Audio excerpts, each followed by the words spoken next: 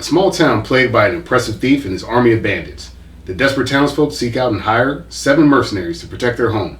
These magnificent 7 teach the people and themselves that some fights are worth more than money. This can only mean one thing. Because you said the name of the movie already. That's true. We're comparing the Magnificent 7 with the Magnificent 7 in this episode of Retro versus Remake. I'm Reggie Parker. And I'm Dan Bulick. Welcome to another episode of Retro versus Remake. This is the series where we compare movies and the remakes. Join us as we answer the question, should this remake exist? As Reggie said, today's films are Magnificent 7. Yeah, I didn't know how else to describe it. There's 7 guys. They're they're like magnificent or something, like, you know? Good dudes. They couldn't be the excellent 7. Yeah. Oh, man.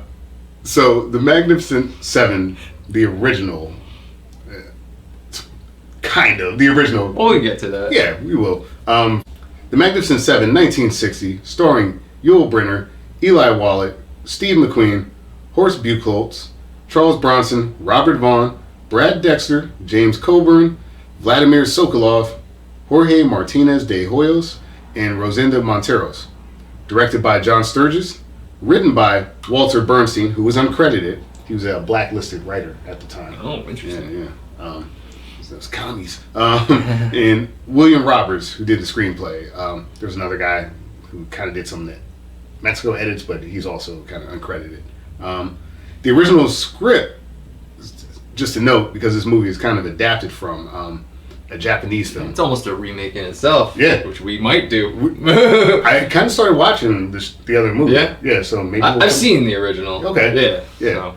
But the original script by Shinobu Hashimoto, Hideo Oguni, and Akira Kurosawa. The screenplay, Shichinen no Samurai, or as we know in English, Seven Samurai. Yeah, Seven Samurai. Which is a classic film from, I believe, 1954. Yeah, and I've seen the original, so I'd never. We'll get to it. Yeah, we'll get to that. Yeah. The music by the great Elmer Bernstein.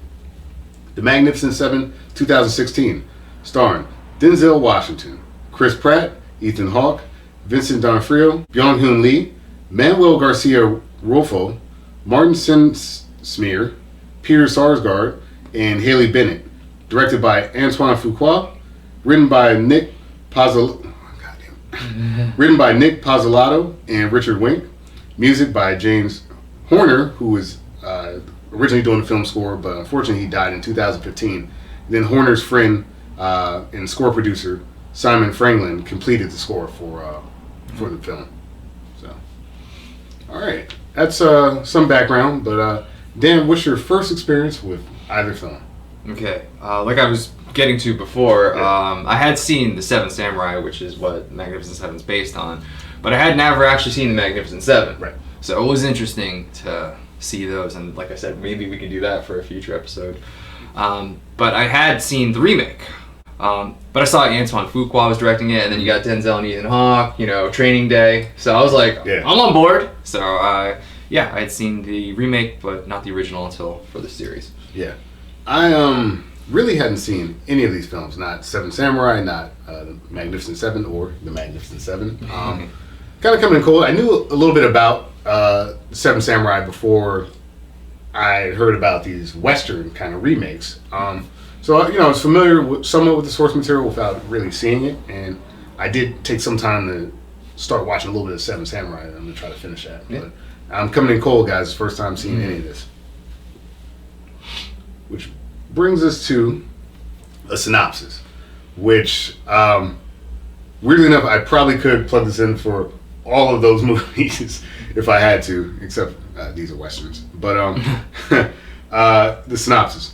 An impressive thief and his army of hired guns have continuously subjugated a small town for their own personal gain. Pushed to the point of desperation, some of the townspeople seek out help to liberate them from these constant raiders. Taking everything they have of value, these townspeople convince an impressive mercenary to take up their cause. This mercenary is a veteran when it comes to hired guns and sets off to recruit more gunslingers for the job. He assembles a crew of 6, and in total they are the Magnificent 7. When the 7 arrive in town, they are met with more fear than appreciation. The 7, undeterred, tell the townsfolk that in order to stop the oppressors, the townsfolk will have to learn how to fight as well. The oppressors will return in a short period, meaning the Seven must train up these novices quickly. When the oppressors come to town, the Magnificent Seven and the townspeople are initially able to fight back the bandits. This enrages the bandit leader, who attacks with an even greater force than before. Things look bleak for a while, but the Magnificent Seven draw inspiration that extends beyond monetary gain and are able to turn the tide back into their favor. Bewildered, the oppressive thief can't understand why these 7 mercenaries will fight so hard for such a small and poor town. The leader of the 7 knows that some fights are about more than money. Although some of the 7 died in the fight, this unlikely crew liberated the town and inspired the people. Each movie ends its respective way. Not one damn person has the same name. Some of them aren't even the same people. Yeah, but you did well. I was able to follow that. Yeah, and in a way, talking about sort of that original Seven Samurai film, I think the reason that these movies pick this storyline because it's really kind of understandable story. It's a really easy story to follow. People are being oppressed. They need help. These noble people come, and then they ultimately are able to free the oppressed. Yep. It's a tale as old as time. So at least as old as 1954. So even though we didn't share a lot of names, I mean, ultimately the story stands up. So. And I just before we get into the character comparisons, I get not wanting the same names because then there's that one-to-one comparison again. It's like is Denzel he is like the Chris character, which we'll get to, but they didn't call him Chris, so he doesn't have to be the same, right? So it's easier for the actors, I feel, too, from their performances. Yeah, I do think of course we're going to get into characters, but I did feel exactly that I didn't have to worry about he's not doing it the same way as this guy, which some of the films we watch. We do get caught up in that because you named them the same, you made them the same. Yeah, but kind of I'll go way back to episode 2, Karate Kid. It was different characters, so it's all right, you're not smearing any nostalgia anybody might have for these characters. So I was fine with the name changes. Yeah, I think it works because going back to another episode, you watch something like The Producers, and it's these guys are giving a decent performance, but comparing them to the first. Exactly. Well, smart choice by Fuqua and crew. So just starting out, easiest way to dive into this is character comparisons. And let's start with the 7. You always got to focus on the leader of the crew. Of course. Yul Brynner plays Chris Adams. Ride on. Who's a Cajun gunslinger and a leader of his Magnificent Seven. And in the 2016 remake, we got Denzel Washington as Sam Chisholm. Man carries a gun, he tends to use it. A United States Marshal, warrant officer from Wichita, Kansas, in the leader of his respective set. Right. Immediately kind of going into the comparison for me, Yul Brynner is a very sort of understated kind of lead. He's got kind of one gear the whole film, which I think actually, for me, works, right? He's a confident guy. He's people are naturally drawn to him, and he just kind of leads by just the strength of his presence. Versus, I think in a remake, they have Denzel be more of an action-oriented lead. You actually see him in action before you really even know who he is. Mm-hmm. Yeah, Yul Brynner comes across as this is he's our main good guy, and then you feel everything he does is all his motivations are good. There's no gray area with him. Whatever his decisions are, it's going to be for the greater good. Since Denzel doesn't he doesn't really exude that, I guess, because in his introduction he's already just shooting people, right? He's just shooting up a bar. So while he is deputized, I suppose. It's just not as clear, that his character is Yul Brynner. It's got that loose Western thing where it's okay, sure, you've got the warrant and you killed the guy, but your methods are questionable. Right. He has to convince the people in town, hey, look, don't shoot me. I have a piece of paper that says I could do this. That's a bad guy. And to your point, you really don't know where you stand because in that intro, the Chris Pratt character who we'll talk about is in the scene, and you're seeing him react to Denzel coming in, you're seeing everyone getting all tense and nervous, and it's like, and you know, symbolically, he comes in with a black hat, which is, you know, Right. Is he the good guy? Yeah. It's funny that westerns have broken down in you know, the white hats versus the black hats, but yeah, what's this guy's motivation? You know, we start to kind of unwrap that later in the film, but you're right. It's that ambiguous space of, is this a good guy versus Yul Brynner, who's just like, one of the first things he does is just like a good guy act, and you know, it's easier to immediately recognize him as like a force for good. Mm-hmm. And I think in this remake, it's just more vague, like who's good, who's bad. Yeah, because Yul Brynner, his introduction is there's this guy who died and they're trying to get him buried, and there's people protesting, we don't want him to get buried. It's like, what's his deal? Well, he's got Indian blood in him a little bit, so he's like, Old Sam. he's like, I don't care, I'll take him. He's like, Yul Brynner's just like, it's the right thing to do, so I'm gonna do it. Yeah. As opposed to Denzel, he's kind of just after this guy who did this crime, and you know, like you said, he's a deputy, so it's more it's the job, right? It's not because, well, it's the right thing to do. So there's the difference between them right there. Yeah, because even that, he sets this early precedent in the film Yul Brynner that it's not really about the money. You know, it's not like a high paying job. He really doesn't have any, as they say, skin in the game. He's just like, oh, fuck that. You're not gonna bury him with literal cutthroats and thieves because of the color of his skin. It's like, nah, I'm gonna drive this hearse through town. He's like, well, and even more so, you know, it's not about the money because he's like, man, I'll pay if we mess up your stagecoach. It's like, wow. All right, so he's not racist. Great start. For your good guy. He's got some sense of like honor, and he's willing to take a risk for like you mentioned, like the right thing. He's a just man, and you know, we get introduced to another part of the seven in that scene as well. But like immediately, these guys are a force for good. Denzel, and this is kind of consistent throughout. Yeah, it's about the job. Yes, it's about the good, but there's it's more like it is more mercenary in the sense of like retribution, like that. It's kind of a ongoing theme for him. So like when he takes out these guys in the bar with some collateral damage, you know, in general, it's like, that's a bad guy. I'm taking him in. I'm getting revenge either for myself or for someone else, and that seems to be more of his motivation early on in the film. Right. Yeah. I will say that because the movie makes a lot of the remake makes a lot of narrative choices like that. Depending on your taste, like you may or may not like it. Like I really think the scene where they go to bury the Native American is a powerful scene and like does so much in such a short amount of time. Like it shows one that they have honor. Like I said, they're not racist. When they encounter like people in town, they're like, screw that, you're not burying him, you're gonna have to shoot me.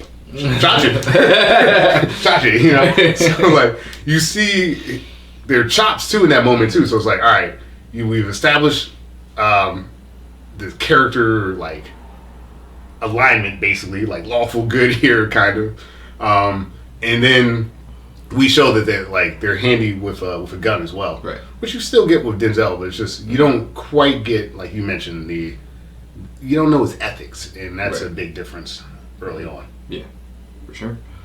There's a lot more to talk about these characters, but it's kind of hard without bringing in the others. So maybe should we bring in? Because you talked about Chris Pratt's character already. So. I think the way the movie is structured, you do need to at least bring Chris Pratt into the conversation. So we mentioned in the original, you know, Yul Brynner and Denzel in the remake, but Steve McQueen plays Vin Tanner, who's kind of a drifter in the 1960 original film. We deal in lead, friend. So do I. We're in the same business, huh? Only as competitors. He kind of happens across that scene we're talking about where Yul Brynner's like, I'll bury him. He's like, I'd like to see that. And he just kind of, all right, I guess we're getting into... Yeah. I guess I'm doing this now. Yeah. Well, what else was I doing? And Chris Pratt, in a similar way, there is, continuity sort of between these types of characters, plays Joshua Faraday, who's a gambler, a rogue, and he has a fondness for explosives and card tricks. What's the plan? I've always wanted to blow something up. Is that a plan? Yes. Same kind of intro. Like neither of these parties really know each other. They're kind of honor bound in some sort of macho kind of Western code, and that's kind of their alignment. But I would say a big difference to me is like Steve McQueen. He could have been anybody. He's kind of like a placeholder type character. He has good interactions with Yul Brynner, but Chris Pratt is as we would expect from Chris Pratt. Chris Pratt's Chris Pratt, pretty much. He's like a Ryan Reynolds type. You hire Ryan Reynolds to be Ryan Reynolds. You hire Chris Pratt to be Chris Pratt. Yep. So, that's good. That makes sense. I just found it a little bit off, because he was cracking his jokes as Chris Pratt does, and while they were funny, it's just in the context they didn't all land. Star-Lord in a Western. Yeah, exactly. All these serious guys, and he's just cracking jokes here, and it's not horrible, but they just for me they weren't landing like they could have. Right. And some of the things they choose to show his kind of chops, as we were saying, his first real interaction besides stealing the money on the way out of the bar. There's these two kind of rough guys that are mad at him about getting cheated out of something, and he basically, it's just a weird scene. It's is this your card? And I'm like, are we what are we doing here? Are we doing this? Are we doing this? And all right, ultimately it resolves with he's a bit of a trickster. It's all right, you're looking at the cards, you're not looking at my gun and stuff like that. So yeah, that's character building, but to your point, it doesn't really tonally fit with anything else in the film. Well, it's not heroic at all. It's going to be sneaky and tricky, double crossing somebody in a way, which is a big difference between the two characters, because Steve McQueen's Vin, just like Yul Brynner's Chris, is the reason their introduction is for the greater good. Yes. Right? I'm going to drive this wagon, and I'm going to be your guns on the wagon. And again, not for money, because it's the right thing to do. That's why these two guys get together, because they're both decided to do the right thing, and they both kind of impress each other. Okay, you're good at that, and I'm good at this. So there's a mutual respect there, pretty immediately. And you don't really have that between Denzel and Chris Pratt. Where I would consider Chris and Vin almost to be equals. Almost. I'd say give Chris a little bit more, but they're more equals than I would say Denzel and Chris Pratt, because the whole reason they get together is because Chris Pratt needs his horse, and he can't. The guy's well, you can't have it, and he's Denzel's I'll buy it, and then now you got to do what I say because I bought your horse. So it's immediately there's this power, there's this dynamic between the two of them, and Denzel's way on top. Completely. Chris Pratt had his horse impounded, I think. And again, with more jokes, it's a short Irish guy that took his horse and he makes a leprechaun crack and stuff like that. It was okay, but when you are the jokester and you have Denzel, who's just comes into town, shooting everybody, I'm a lawman, and Chris Pratt's look at my car, you're a leprechaun. It's just all right, interesting. But you're right, that power dynamic is established right there. And to your point, I never really felt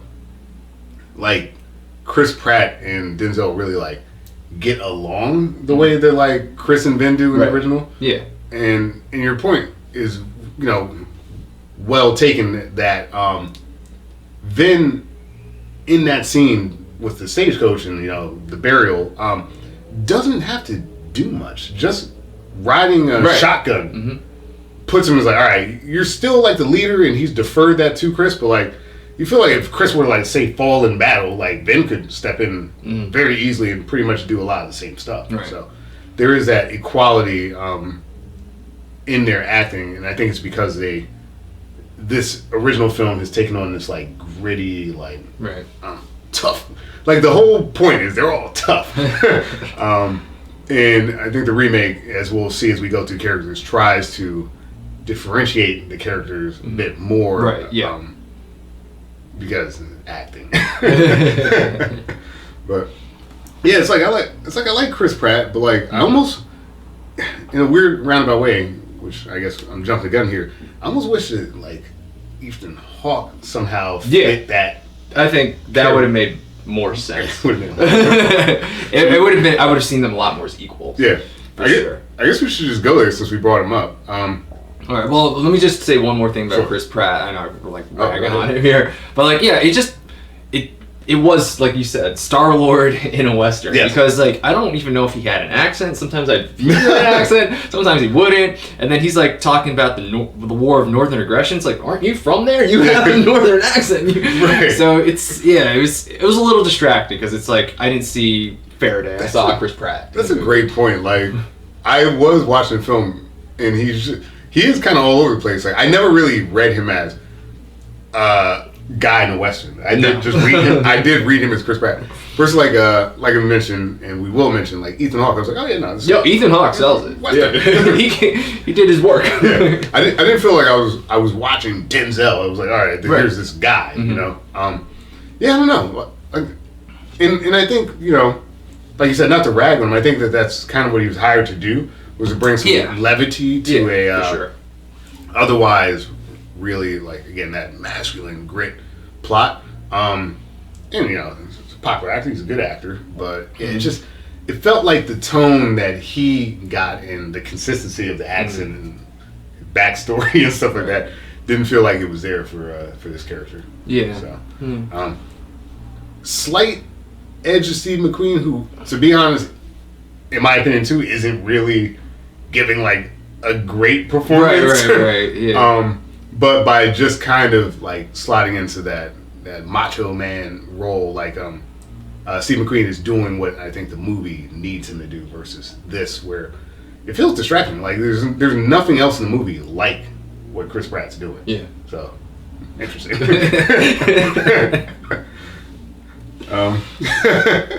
Moving forward, we got two characters that are kind of more one-to-one in this film. We got Robert Vaughn from the original 1960 film, who plays Lee, who's sort of a traumatized veteran.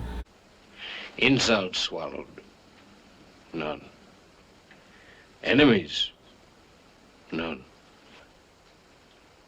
No enemies? Alive. And then Ethan Hawke as Goodnight Robichaud, another Cajun, former Confederate soldier, and a sharpshooter who suffers from PTSD. I sense we are bonding.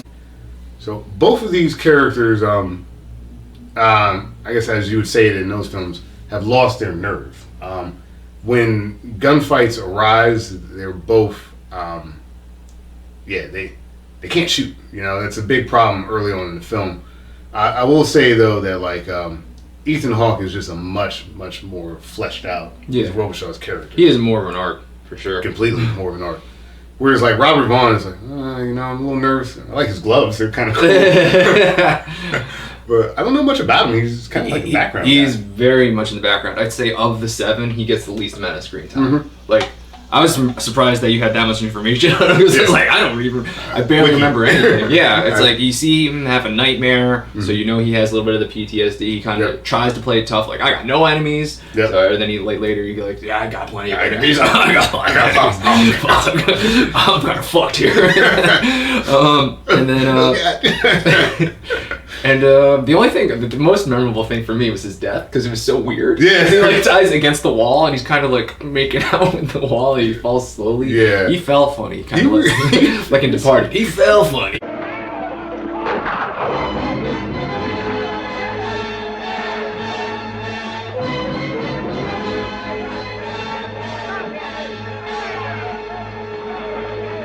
Yeah, he was an interesting character in the sense of he felt different than everybody else in the film. Yeah. Which kind of makes sense because like you have the one guy who like he no longer quote unquote has it.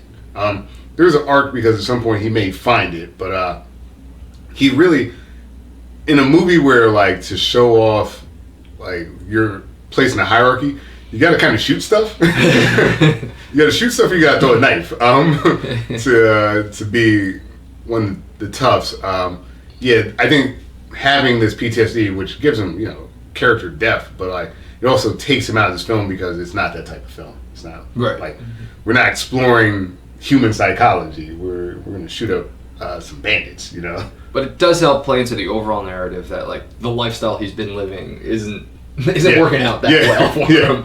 Yeah, that I think really comes through a lot in the original when their lifestyle, which there are characters that are super like, wow, it's so cool. You guys are like so cool, and they're like, I don't know. and you're right. Robert Vaughn's Lee is kind of like the first foray into this concept of, is this good? Ethan Hawke. I kind of like the intro for him. There's this sort of like, you know, post like the war Western part where like the West is starting to kind of become more modernized, and you still got kind of showmen like him who were like famous old gunslingers. Right. Now he's basically like, you know, he's a tourist trap kind of like people come to town, they watch like little, you know, shows and stuff like that. You know, they can get violent though. I thought that was interesting to have like Robichaud have that much background leading up to him, and I did feel like I had a feeling of who this character was, even though I don't really know much about him.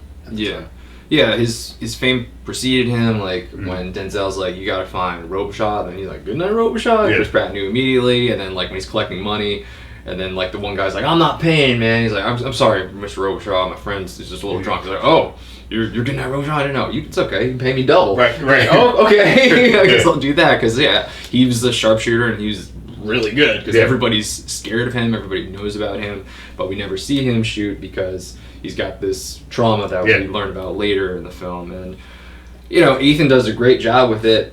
Phenomenal. But you kind of see where it's going. It's like, okay, he's not going to shoot now, but we know he's going to eventually. Yeah, eventually. So it's not the most original no. arc, but at least it is more to play with than like Lee in the original. Yeah. And what's kind of cool about it, and why I think it works in the remake with Ethan Hawke, is that because his fame precedes him, it's kind of like the school bully. Like, you don't have to really do anything anymore. Like, you're the school bully. You're like, oh, we're afraid of you. Here's money, right? So like, he doesn't even have to like flex that muscle anymore. And I guess because his character is tied into another character, he's kind of farmed out that responsibility of like actually being quick on the draw or like using the weapons to his kind of like business partner, ward almost. Just to kind of jump here, in the original film, there's a character played by James Coburn called Britt, who's like has a similar scene where there's a draw, and he's like, "Hey, look, man, I don't think you want to do this." And he's like, "No, I want to shoot." And he pulls out a knife and just kills the guy. Ethan Hawke's Goodnight Robichaud has like basically a partner played by Byung-Hun Lee, who's the character's name is Billy Rocks, and he's basically a knife-wielding Korean assassin and Robichaud's traveling companion. I love the inclusion of Billy Rocks here because I think, you know, having like the knife guy in the original film, all right, that was cool. It's kind of like a one-trick pony, versus like Billy Rocks, who shows more of the actual kind of racial dynamics and stuff like that. And it's like, oh, I'm just as tough as all you guys, but I'm Asian, so I can't like go into town and just like do stuff. So I hang out with Robichaud. Right. Robichaud's like, yeah, that works for me because I don't want to shoot anybody anymore. So I'm gonna hang out with this guy who's like pretty tough. Which is really the only time the issue of race comes up. Yeah, really, because it's a very diverse cast. Yeah. And that's just Ethan Hawke just explaining like how he met Billy. He's like, well, they wouldn't serve him. And I was like, yeah, you are. Yeah. And you know, like you would think, and I think the movie kind of smartly just doesn't address this. You would think that the issue of race would come up like Denzel, right? And it doesn't. And, right. Since the War of Northern Aggression is so fresh in everybody's mind, especially. But like I think just for narrative purposes, they just make that simple. It's like, okay, he's tough. We don't have to question whether people would allow him to go into town and shoot people. That's just a foregone conclusion. Yeah. Versus here, where like now it's a sticking point with Byung-Hun Lee, but like I think it does help lend like some sort of narrative credibility to to the film in that sense. That like, yeah, there is racial animus in this time period. So, and just such a, to me, it's such an elevation. Like I actually kind of gave a shit about him versus like James Coburn's character, who like, yeah, whatever. Like the knife thing was kind of cool, and you know, he kind of kept going back to the well with the knife. But this is one of the times I would say Ethan Hawke and Young's character in tandem are clearly an elevation from the original kind of remake, I guess. Yeah, I definitely would give it to Robichaud, Ethan Hawke's character. Like, definitely a lot more fleshed out. He has like a lot of those kind of idioms that he goes like, you cut the ears off a donkey, don't make it a horse. Yeah, It's like, well, you make this up or you have these prepared. That's pretty funny. So that's good.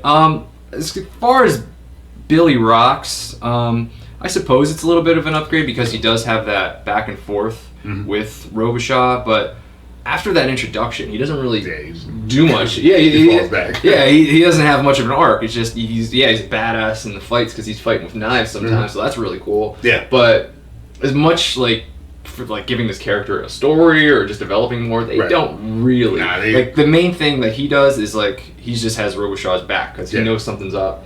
And he's like, well, what's going on, man? like there's a scene where Robichaud doesn't shoot his gun, and Chris Pratt's like, come on, fire. And Billy Rocks is like, gun jammed. Yeah. Which, you know, total bullshit. But, I do like that they have each other's back, but that is fair. Honestly, any character development is probably an improvement in this film. So, I like the Billy Rocks character, but you are right. After that initial scene, he does kind of fade because there's more. There's other characters that have bigger personalities. Yes, we'll say. Speaking of big personalities, in the original film, Charles Bronson. Hey, alumnus. Totally from Death Wish. Go back and watch that. Charles Bronson plays Bernardo O'Reilly. Squee! I'll tell you what. Don't shoot the gun. Take the gun like this, and you use it like a club. Who's a professional in need of money. And Vincent D'Onofrio in 2016 plays Jack Horn, a devoutly religious mountain man and tracker, and I'm going to add, and psychopath.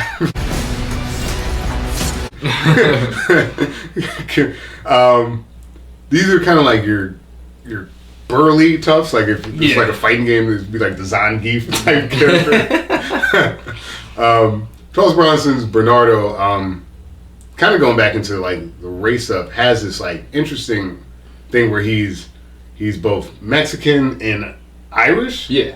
And you know, kind of cool. It comes into play. One thing we didn't really press on is that in the original film, the town that they're defending is like a Mexican village. Right. Whereas the remake was just kind of like what, like southern town, northern town, I think. That's gotta be a southern town. Yeah, some like random southern, town basically. So like, but not Spanish people, all white American. Yeah, pretty much just white guys. Yeah. I don't think there were that many Spanish people in the original either. Just walk past that. But Charles Bronson, at one point in the film, forges a connection with like some of the young kids in town who were like, Bernardo, you're like us. Fight. If you die, we'll pick up your gun. It's like, oh, thanks. Thanks, kid. So that was kind of cool. And Vincent D'Onofrio just like, he's a huge guy. People like, is this guy like, basically, is this guy a bear or is he like a man? I'll give it to Chris Pratt. He had one funny line. That bear was wearing a human suit. Yeah, that was the line. That was pretty funny. But like, he immediately comes out like he's got beef with these two brothers and kills him immediately. And he just like, his whole character arc is he's an expert tracker, but every time he's murdering someone, he's like, Jesus, the Lord. I'm like, dude, you gotta stop stabbing people and quoting Bible verses. So Vincent D'Onofrio's character has an imposing sort of, he's an imposing size and, the religious thing, but other than that, there's not much to him. Yeah. Charles Bronson, again, not really that much to him, but the Irish-Mexican thing comes into play and in an interesting way, and I think he helps humanize some of the townsfolk towards the end of the movie, which we'll talk about a little bit more. Yeah, I really like that moment with Bernardo O'Reilly where he's like talking to Chris. He's like Bernardo, because the kids know his name is Bernardo. He's like, yeah, Spanish, half Spanish first name, or Spanish first name, Irish last name, and then me in the middle. So I was like, oh, that's kind of cool. Yeah. And he's this rugged, tough guy. You know, when we see him, he's chopping wood. Yeah. What you gotta do to show you're a tough guy? I'm chopping that wood. And you know, the village kids do take a liking to him, and they kind of, you know, they're really. He starts to warm up to them, I guess is what I want to say. Yeah. And ultimately, you know, they say, we will mourn for you if you die. And then it does kind of come full circle because he is one of the 7 that dies. And it's, you know, it's not a lot, but I thought it was enough. And I really liked it. I thought it was sweet to see him, you know, getting along with those kids, because at first he's like, get out of here, you kids. Yeah. And they are troublesome because they do kind of get in the line of fire at the most inappropriate times. But, you know, it's just really sweet to have these kids constantly just rooting for him, and then him finally kind of warming up to them, and you know, sometimes just getting a little too angry at them. Like, these are your fathers. Those things about your fathers. Like, damn, all right, just take it down just a little bit. But you know, it's just nice to see, like you said, just these 7, just how they bond with the village, which is something I think we definitely got a lot more in that original film. So much more in the original, and this Bernardo character, in a way, because he's. You know, we talk about characters that kind of fade in the background. He actually starts coming to the forefront towards the end of the film. Yeah. And, like I say, he makes his connection because, you got these tough mercenaries, these Magnificent 7, but he's kind of one of the first guys to kind of espouse the virtue or the benefit of being like the village people, being like the young kids' fathers. It's like, yeah, they're simple farmers, but, they've got responsibilities. They got families. We don't. Right. And he's like, they got courage. Yeah. Yeah. So, while kind of maintaining this insanely tough guy veneer, towards the end, he's like, what's my name? Bernardo. Damn right. It's like, okay. Weird, but, he really actually is one of the first introductions to this concept of, the 7 may not have lived their best lives, even though it seems like they have this idyllic kind of, you know, no one's their boss lifestyle, but it's like, no, you know, there's something to being a simple farmer, and you get a lot out of that one character. Yeah, it's a surprising amount. Surprisingly, exactly. And it's not bad. It's really good, and I'm happy that they put it in the film, because it does, you know, take away from that, I guess, that machismo that they're always going for. Yeah. And then you have Vincent D'Onofrio's character, who, like you said, that introduction, you see him, you know, just really being rugged and tough and taking out 2 guys with, an axe. And, yeah, he's crazy. And he always quoting religious things to kind of justify his murders, but he doesn't really have much after that. Right. He's kind of just there. He kind of has a death. He also dies, but there's not, much to it. And it felt didn't feel like there's a lot of weight behind it, you know, when that happens. And I think it's because, unfortunately, he's kind of a one-note character. He's a burly Bible quoter. That's kind of it. Whereas, the simple thing of making Bernardo, just elevates his character in the film and, really ties him into that village that, you know, we'll talk more about. Yeah, Vincent D'Onofrio has this backstory where I think he had a wife or something like that, but it doesn't really go anywhere. Yeah, and you know, in a film where you actually include a more diverse cast, right? Vincent D'Onofrio, Jesus Christ, D'Onofrio, D'Onofrio. You've been saying D'Onofrio, but it's D'Onofrio. Yeah, okay. Vincent D'Onofrio's character, his backstory is basically he used to collect Native American scalps for bounties.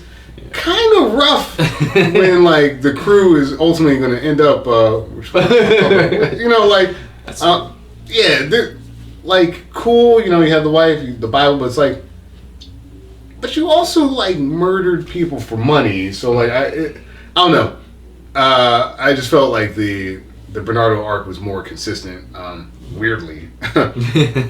So, moving kind of forward, I did bring up Native American, but we'll kind of keep going more like towards the order. These two characters to me, maybe the least important characters for me. You got Brad Dexter as Harry Luck, the fortune seeker. Brad Dexter. Well, now Harry's pretty decent. We'll talk about that. And then you got Manuel Garcia Rulfo as Vasquez, who's a Mexican outlaw who has been on the run for several months. He's loco, my friend. I was about to say they're not that important, but actually I do like Harry Luck's character arc because he's constantly saying, Chris, like, Yeah. what's this really about? I know, $20, Chris, because I love it. $20, yeah. But what are we talking? Gold? Silver? That's a fun arc, and it allows for him to have like a pretty bittersweet moment at one point in the film. I don't really have a huge read on like Vasquez. You know, like he kind of got the jump on him at one point in the film, like when they first meet, like in that like shack with the dead guy in it. Yeah. Like his only motivation is like, I got a lot of warrants and I'd really love a pardon. I just didn't feel like I had any real connection with Manuel Garcia Rulfo's character. Like he just seemed like he was there. Yeah, he was really like, I guess you want to talk about like the least important character of the 7 in the remake. He's definitely that guy, because what does he really bring to the table? Like you said, he's got that interesting backstory where he's a wanted man, and Denzel's like, well, you'll have one less man looking for you. Yeah. If you do this, and then he's like, okay, and then after that, he just, sure, he's in some gunfights, but he doesn't really do anything. I can't even remember him like contributing in any conversations or anything. I don't recall. I think, I don't know. No. Maybe was he the one that had the interaction with Chris Pratt, who was trying to tell him like, there's 3 things you gotta know, like something like that. But like, there's just not much there. Yeah, there's not much. I don't even know if he has an arc, and I'm trying to remember. He lives, right? I don't know. I can't. He's such a forgettable character. I'm pretty sure he lives. Yeah, I'm trying to get a hold of who doesn't make it towards. But Harry, again, he's not the strongest character, but he is memorable. Again, we do see him interacting with the townspeople a lot more, and again, it's mostly just like, so where's the gold? Yeah, what do you got? Silver, gold? That's what I've heard. Like, he's trying to like lie to these people, like, oh, I've heard. No, you can tell me because I've heard already. That's 10 gold, right? And then they're fucking with him. yeah, we do have all that stuff. So you know, he's got some of the funnier beats in the original for sure, and you know, he does have that bittersweet kind of end. He kind of occupies, in a more muted way, some of the space that like Chris Pratt's character occupies, because there is the humor. I think he is the one that tells a story about the guy falling from the 5-story building. No, I think that was actually Steve McQueen. Oh, that was McQueen? Okay, that makes sense. Which is consistent, actually. But like, besides that, like the Aztec Gold stuff is like, that's really where his humor comes in, and there's just something so fun about this guy who's like, what are we really doing this for?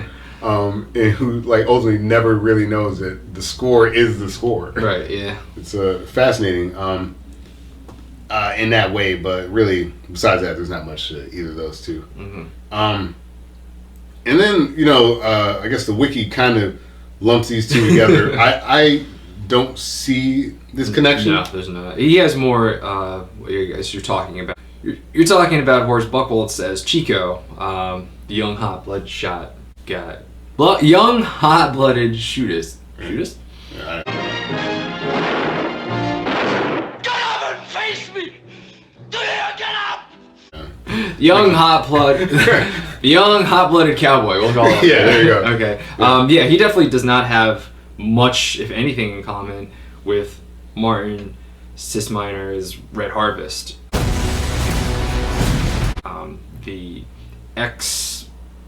He's like an exiled Comanche warrior, and he's okay. So I guess the comparison though is Red Harvest is the youngest, so that's the only consistency. Nah, but I'd say Chico has more in common for sure. Important. More with like Chris Pratt's character. Yeah, he does, but like he's still, like, as much as Chris Pratt's in the movie, Chico's so much more important than Chris Pratt's character in my mind. And what I mean by that is, like, we talked a little bit about Bernardo and his connection with, like, the Mexican people, right? Chico has a connection with the village, too, because he's basically like if those young boys were more grown up, right? Like, right. He's disaffected. He's like, oh, my dad's a coward. You know, he's just a simple farmer. I want to be like you. And, like, he's the living personification of someone that's trying to be like Chris and his crew. A young guy who takes crazy chances, wants to be in the action, thinks that, like, the lot that he was born into, that's not what life's about. Life's about gunfighting and women and stuff like that. So he's got all these, like, idealistic, romanticized ideas of what, like, this cowboy gunslinger lifestyle is. And it helps us as an audience kind of play with this duality of, like, is it actually good to be like Chris, or is it better to be like the village folk, you know? Chico quite literally embodies that. He's a great character. You can already see how excited I am about that character. So, I have almost nothing to say about Red Harvest. You know, he's cool. He fights a bow and arrow. Yeah. He's a Legolas of the group. He is Legolas. And, you know, he has some pretty good fight scenes and stuff like that, but, like, he's kind of like a quiet, because he mostly doesn't speak English. Right. Yeah, so they don't really talk to him. So nobody knows anything about him. Yeah. Versus, like, Chico is, like, part of the narrative, right? Like, when they're amassing the crew, he's following them the whole time. And Chris is like, oh, here goes that guy again, you know? And eventually they let him into the fold. And, like I said, Chico really thinks that, like, this lifestyle is the way to go. And things will happen throughout the film that sort of question that. And I don't know, just without getting too deep into the story, I mean, like, he's just a great character. He certainly has a chip on his shoulder. He's constantly trying to prove himself to Chris and everybody, because his first, when he tried to sign up, I guess, Chris had this game. He's like, I want you to clap. He's like, what? I want you to clap. And then he, like, puts the gun in between the clap. So it's like, how fast are your hands, pretty much? How fast can you draw? And then Chico just kind of loses his nerve and just walks away. And he's like, comes back later, pissed drunk. And he's like, how dare you? I'm just as good. You're gonna want me. And then he's drunk ass just kind of passes out. And so he's a very flawed character, and you do kind of want to see that turn for him, that redemption arc, which they do kind of give him that arc, but I feel like it never really hit like that turn. I guess I never really felt that turn. I guess in his character, he does have it. It just kind of happens. Yeah, it just kind of happens. He never really earns it. I guess because he's very arrogant. Like, when he arrives to the town, he's the one, like, just yelling and berating all the villagers. How dare you hide? We're doing this for you. Like, we didn't do anything. You just showed up, buddy.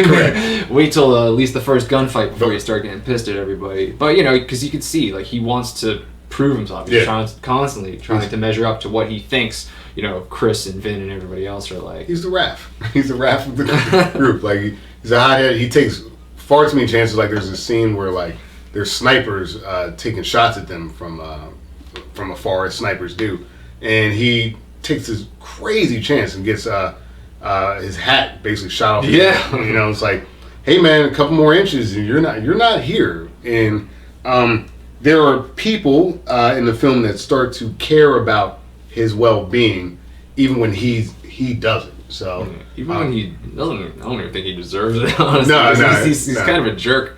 I don't know. I think that because he's kind of the youngest, there is sort of there is a love angle that's played in this with this character that does not exist at all in the remake for really anybody.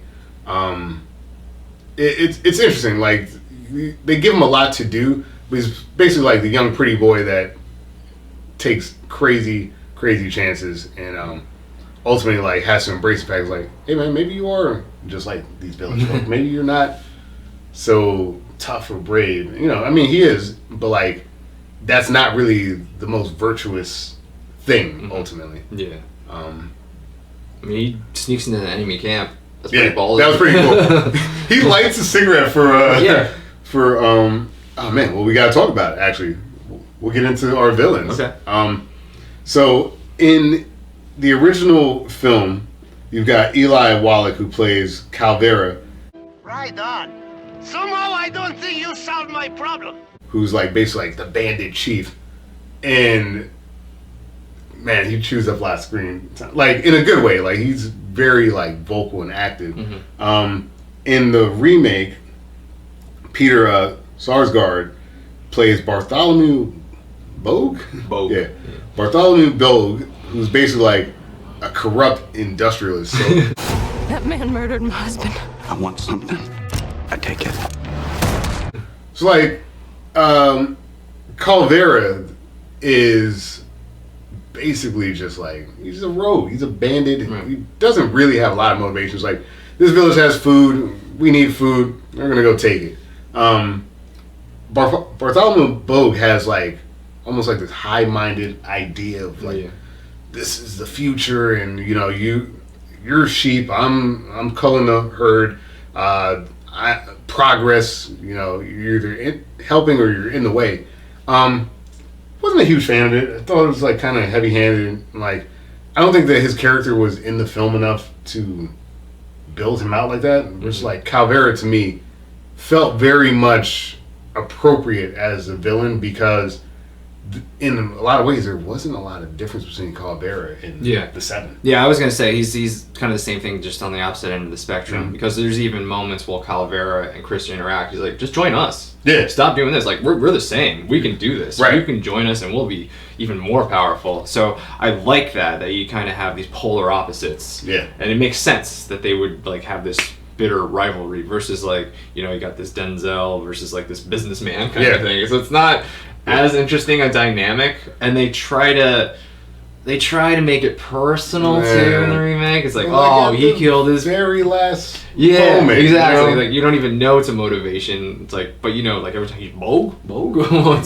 talking about Bogue, and then they bring up that they shoehorn in that. Oh, by the way, you killed my family. Yeah. It's just I don't know, and tonally too, and I think that's what this film struggles with. Like Sarsgaard's character would fit in the movie Wild Wild West. Like, you know what I mean? Like that. Like he could have been the villain from Wild Wild West, which is not meant to be a good comparison. Like, cause like that's a Western that's a comedy. This is a Western that sometimes it wants to be a comedy, sometimes it wants to be something else. And I think Bogue fits in that narrative because like, what? Like it's almost too much backstory. It's almost confusing. Like Calvera to me is a very simple character to understand. Right. He's a rogue. You know, he's a bandit. Bogue is like, he's trying to do like a 401k. It's like I get it. Like the West is changing, but like I just felt like he didn't feel like the villain this movie needed to me. Yeah, I just think. Bogue, they were just trying so hard to just paint him as a villain. Yeah. Like, every time you see him, he's very serious. He's very kind of almost mustache twirling. Yeah, he is. In his performance, as opposed to see the jar. It's like which like nowhere. Yeah, it's like, what are you doing? He like has this kid's hand in a jar and he's just like being menacing for I don't know. I don't understand it. Yeah, as opposed to Calvera, who's your best villain, so no other villains, right? So he's just like you said, he's just doing what he wants with his crew of men, and I'm just gonna take because I can. And his introduction, he's a light, kind of almost playful character because he's talking, he's just like complaining about we just raided this other town and nobody's putting money in churches anymore, but we still took it. We still took it. But I'm just saying. I'm trying to tell him about lack of religion. There's this lack of religion. So he's a very fun character, especially in that introduction. That intro is so good because he does play both sides of it, like the church line where he's like, they don't have gold anymore. It's like copper. People aren't paying their tithes. Like, meanwhile, he's robbing a building. When someone points out that irony, he like snaps and like he becomes dangerous again. So like, he plays in the space of I'm kind of funny and I'm trying to disarm you with that humor, but I'm deadly dangerous. And should not be messed with. And that comes back several times throughout the film. He's very consistent in that way. Yeah, well, in that opening scene, like, he's very playful, but then somebody kind of charges him. He's like, well, you're dead now. Yeah. So he just kills, like, an instant, like, you know, turn the switch on. Now I'm a killer. Yep. So that's what you want. I try to be nice, but you can see I'd be a killer. So it's done so early, and you get, like, all of his character pretty immediately. Even, like, his philosophy with his gang, right? Like, Bogue has motivation that, I don't know, like, his motivation is far enough that, like, he'll enslave people in the village to, like, make him more money. Whereas, like, a Calvera who, like, you know, he'll kill if he has to. He actually, you know, fucked up kind of roundabout way is mindful about how much he's stealing. He's like, well, I gotta be able to come back later and steal more. So, like, there is a moment in the film where, like, people in the village weigh whether or not, hey, maybe this Calvera guy, I mean, it sucks, but it could be worse. And, like, that's a real thought process for the townsfolk. They're like, well, I mean, yeah, he's gonna rob us, but at least he doesn't slaughter all of us. So, like, they grapple with his villainry, and it just plays so well. And I think he, to me, the Calvera villain, which is one, more fun, and two, felt actually more dangerous than this guy who, like, I didn't really get him. I was like, he's pretty much like a one-note villain. He's like, I just want to take your land, and that's like his whole thing, the whole movie. And he doesn't really give you more than that. And like you said, maybe it's because we don't spend as much time with him. Right. But I don't know. It's I'm glad we don't. Yeah, because he's a really boring character as opposed to Calvera. It's like every time he's on the screen, it's like, okay, which one are we gonna get now? Yeah. So it's a lot more interesting. No, when Calvera's on screen, it's fun. Eli Wallach really, like, I don't know, he just nailed that role. And, like, to your point when you're talking about Chico going to the village, like, when Chico lights his cigarette, I'm just like, oh, yeah, you're like, hey, come on, you're gonna know, right? You're gonna know that this guy was shooting at your men earlier. Yeah. It's like, nope, if you're wearing a sombrero, you're one of us. Man, that was good. Yeah, so clearly we have a preference for our villain. I also wanted to note these two characters that are real. Well, yeah, let me note these characters first. So in the original, there is basically one woman. I mean, there's more, but, like, there's one woman that gets to talk, and it's Rosinda Monteros, who plays Petra. I go with them. An actual Spanish person. Yes, helpful. Also, like, I'll just throw this in too, because these two in tandem kind of fill the role of a character I'm going to describe. But Jorge Martinez de Hoyos plays a character named Hilario. In the original film, Hilario and, like, two other guys go out to get the seven. We wish you to help us. There's this man, Calvera. To hire people to help save the town. Rosinda Monteros Petra, the character is not in the movie for a while, in a way that I actually thought worked really well. The village is hiding the women from these the seven, because they don't know if they're cutthroats, if they're gonna, you know, try to take advantage of them and stuff like that. So, like, they say rape. Well, yeah, they do say, quite literally, yeah, well, rape, yes.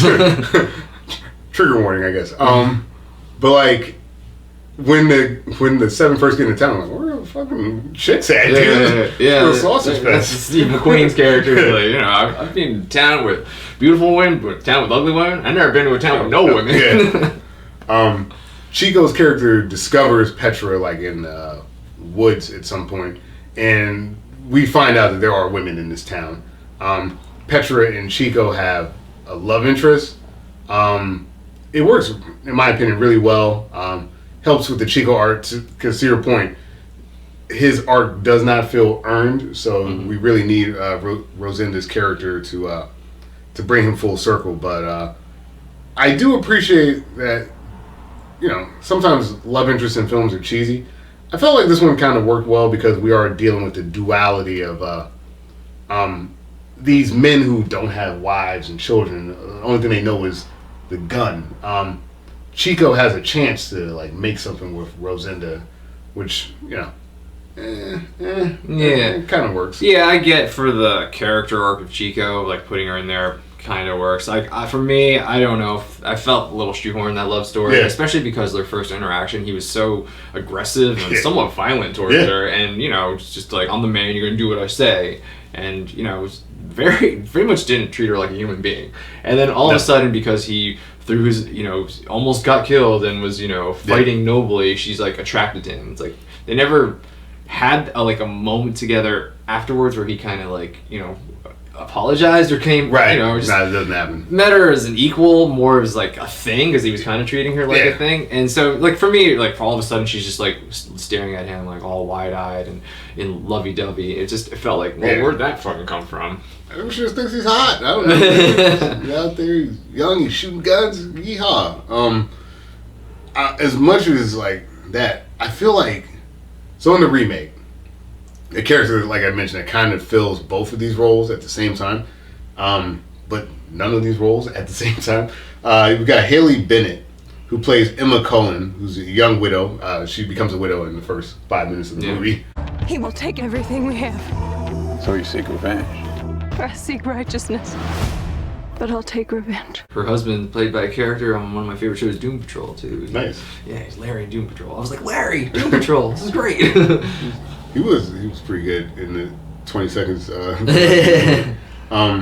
But yeah, she's a young widow. She gets a couple of good lines in there, because this woman is the person that went out to town to try to save the town. Mm-hmm. She's like, I got more balls than you guys. Yeah. If you're gonna question my motivation, it's cool. She's there, but we talked about this a little bit before we started filming. This feels like almost like a diversity for diversity's sake character, because she has some lines and she goes out, but she doesn't do much. And there's literal scenes where action starts and she's like, bye, and then action stops. She's like, I'm back. And it's like if you're gonna go this route, I'm kind of glad that there wasn't some stupid love thing between her and Chris Pratt or something like that. I appreciate that, but I also felt like, besides amassing the crew, which really she doesn't, she finds one guy. After that, her narrative has no purpose. Yeah, I think her whole arc is just revenge. Yeah. Which gets complicated because Denzel's also out for Right. revenge. So it's now we got two people out for revenge. Which we're going to talk about, but which made the end for me kind of confusing. Yeah. Okay. Right. So I get it. Let's not just have her just be some lovey-dovey person. I appreciate They gave that. her some action. She's very capable with the firearm, and she participated very heavily in the fighting. But I guess we just don't really spend a lot of time with her because we're so focused on the Seven. There's a lot of scenes in the movie where the Seven are just around a table just getting drunk and kind of just opening up to each other, and then we're getting to know their character. She's never in any of those scenes, so we never get to really know who she really is. We just know her husband died and she wants revenge. Yep. And ultimately she, I guess, gets it, but we kind of forgot about her. Right. So when she gets it, the payoff doesn't feel like it's there. Because wait, oh yeah, that's right, your husband died. I forgot, but you were barely in here. So because it's just funny because it's still the Magnificent Seven, right? There are moments, because we said Ethan Hawke loses his nerve, where she kind of slots in, but it's not the Magnificent Eight. Yeah. it's Seven, and when she does show up towards the end, you're to your point, is oh yeah, that character. I just felt there were moments where it could have been a stronger character, and to be honest, maybe you lose the Mexican outlaw, because she should have been a more present force. Yeah, she easily could have just been a member of the Seven instead of just a villager. It felt like it was going to be that way until they were eventually okay, we got 7, you're cut. I don't know, Haley Bennett, she was fine, but just the character had nowhere to go. Yeah, you easily could have cut Vasquez or even Vincent D'Onofrio's character, because they didn't really have an arc either. So yeah, like you said, almost does feel like diversity for diversity's sake, but not only with her character, also with Red Harvest. It's okay, we got this Native American guy who can shoot a bow and arrow. That's cool, but we didn't really do anything with him. Their inclusion, or I was gonna say, like, his inclusion doesn't really like do anything to like elevate the story. It's just, let's just bring in a guy with Native American. We got a Native American, and they happen to have a Native American. Those two are gonna fight at some point, huh? And why do the Native Americans gotta fight? Huh? Yeah, seriously. I mean, like when you look at like the Red Harvest character, because he doesn't really do anything. Like I mentioned before, I prefer, weirdly enough, the stagecoach scene where it's like, I'm gonna take old Sam and bury him on the hill, which shows kind of credibility with like the native population, without actually having Native Americans in the movie. Versus this, where like you have a guy in the movie and you kind of just have him as background noise, which to me is actually worse. it's weirdly worse, and I think you could lose that character and literally slot her in, because I don't get why she's not more important, because it seemed like that's the way it was trending early in the film. And she's just kind of like, all right, we're good, and comes back, you know, from time to time, but not in a super meaningful way until I guess the end. But like with you, I am happy they didn't make her like. I'm story. so glad she wasn't like crying over some dead cowboy. Like it's like they handled that character well at times, and then just dropped the ball other times, and it. By the end, it's confusing because you're like, is this character important or are they not? Because they never really, they never square that circle, whatever the phrase is. They don't do it. So, yeah, I don't know. It's a missed opportunity with some bright spots. I think that's an eloquent way of putting it. Yeah. All right. That's more or less the characters in the film. I guess some of the things that we could talk about, for me, and you know, we can pick the order here. Character motivation and action. So you're really your choice. What do you think We'll do character motivation. Okay, it's a little more interesting. Yeah. So like we've been saying, like for the original Magnificent Seven, it's not really about the money, because the fee is like $20. Yeah.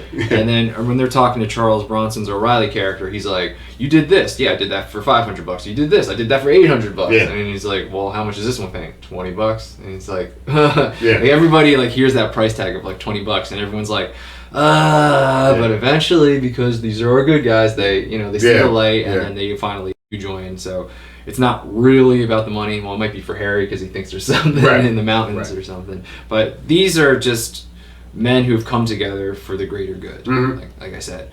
And, you know, that's why they're helping the villagers out in the first place. And then that's why when even they're betrayed by the very villagers they were trying to save, they ultimately decide, well, you know what, this is a greater calling. It's not about us just looking out for ourselves, and we got to help these people. Right. So their motivation is clearly let's do the right thing here. Don't really have motivation like that in the remake, because we're never really given, I guess, the price tag of how much it costs. Not actually. But we just know like the villagers like, we're going to give everything. So it seems like they're going to get compensated pretty well. Chris Pratt got a horse out of it if it works out for him. So they're doing good, but the motivation of the characters in the remake isn't as obvious as it is in the original. Yeah, it's like not as clear that the payout's not great. It really doesn't come up for any of these guys throughout the film. You have that element. The fact, you know, like, sure, it was kind of an eclectic crew, and like some of them had questionable motivations in the original, but you have quite literal like what we say the Mexican gang. Sorry, you have quite literal outlaws on your crew. So like it's just confusing. I think the original, when they do make the focus on the money, there's a line in the film where, you know, they first seek out the villagers, like, oh, we'll go get guns, and it's like, actually men are cheaper than guns.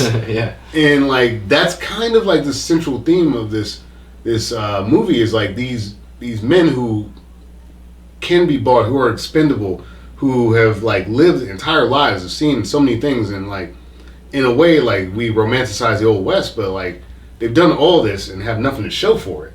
And I think in a way, like as they've gotten older, as they've gone through all the things they've done, they're actually kind of sentimental about the village. They're like, you know what, fuck the money. Like this one is about, let's just do the right thing. And like if that arc feels really satisfying, especially when like you mentioned, they are betrayed. There's a difference between the two films where the villagers in the original kind of like they fold and they're like, oh shit, this Calvary, he's so scary, and they basically like give up. Yeah. They give up and they turn over the seven. And, they betray them more or less, and after that, these outlaws and mercenaries basically say, you know what, even though they just did that, let's go back and help them again. And it's clearly about more than the money, and I think that like that movie finds a way to do that. It's over, but like in subtle ways, Yeah. And They don't spoon feed it to you. Yeah. You do have to like kind of figure out like why are they going? Oh, okay, Mm-hmm. that's why they're going back. So while it is a little bit like it's loose. yeah, It's hard to make that connect and feel real. But like, yeah, but I guess like for a movie that came out in the '60s, it's done well enough where you can follow, pretty solidly. Yeah. I guess kind of going back to the motivation, I think that the problem that the remake has when it comes to motivation is that we're introduced to the motivation. I think they're trying to keep it too close to the chest in terms of why everyone's there, that by the time you find out, like, it ceases to matter. Like, having that scene where they're betrayed in the original kind of allows us to reset and say, well, this is why we're fighting. Right. And then go back into, like, another action scene versus, like, this remake was just, like, action, action, action, motivation, done. It's like usually when a character has motivation, you lay that out at the beginning of the film so that we know why they're there and that we can kind of get behind it. Like in Star Wars when they killed Luke's uncle and aunt. It's like, all right, holy shit. Spoilers, sorry guys. The movie came out in 1970. It's like, all right, cool, this is why he's here. I don't know why anyone's there until we do. Yeah, it's a really interesting choice to not have Denzel reveal that it was a revenge thing for him the whole time, that he had this history with Bogue. They didn't even like really tease it at all. No. Like usually, like maybe you give me like a nightmare sequence where he's revisiting it in his dreams, and then he wakes up and it's like, oh, okay, so something happened in his past, or we're a little more, we're a little more aware of it. But they really don't. They don't let you know until the very end. Like, this is a trope, but like, this should be like a campfire story. Well, why are you so trying to get Bogue so bad? And like over a campfire or something, it's like, yeah, well, this is what happened. Damn, that ain't right. Like that. Mm-hmm. If that happened in the middle of the film, I think I would have been more invested in his fight with Bogue, and I wasn't at the end because I didn't know why he was there. Yeah, and again, it's messy because we already have a revenge plot happening. With Haley Bennett? With Haley Bennett's character, yeah. So to like throw in, well, there's also more revenge happening here. So, so who is the one that's gonna ultimately kill Bogue? Because we have two revenge plot lines going on simultaneously. Right. So yeah, if you had this running storyline of like Denzel's in it for revenge and then ultimately he doesn't get to kill Bogue, I think that would be that would just anger people. Like, well, what was the point of the whole story? Right. Why did she get the I get it, like her husband was killed, but we were following his revenge plot, not her revenge plot. So yeah, it's just a little messy with two stories of revenge going on. Especially when Haley Bennett's character, like we mentioned, kind of gets tossed back towards like the end of the queue in terms of like screen time and who we're following. So like when she shows up for her revenge, like you mentioned before, like, wait a minute, oh yeah, like and Denzel's is just like you mentioned, it's just too late in the film to tell me why you're here. Especially like that can work in some films, but when you have like 7 characters that we have to follow, for us to not know any one of their motivation until the end actually doesn't work. I think that you could do this like late motivation thing if, like you mentioned, there weren't 2 revenge plots, and if story was more like focused. Like we're following this one guy, Right. and then we find out why he did it. That works. When we're following 7 or 8 people, I gotta know why we're here. It's confusing. It is confusing, and then it's like it's not even clear like why the ones who die, like why are they putting their life on the line for this? Like Ethan Hawke's character just leaves, and then he comes back, and it's never really explained why he comes back. Like, oh, it was the right thing to do that I had to come and save these people. It's just like I gotta go, and I'm sorry, Denzel, I gotta go. They didn't pay me for this much of the movie, so I'm gonna leave right now. But don't worry, I'll come back for not exactly an explained reason. It's like the whole reason he wants to leave is because he can't raise his firearm to kill another human because he thinks something bad's gonna happen to him. But then he decides to come back anyway and kill the bad guys, and he does die because he was right. Yeah, he was right.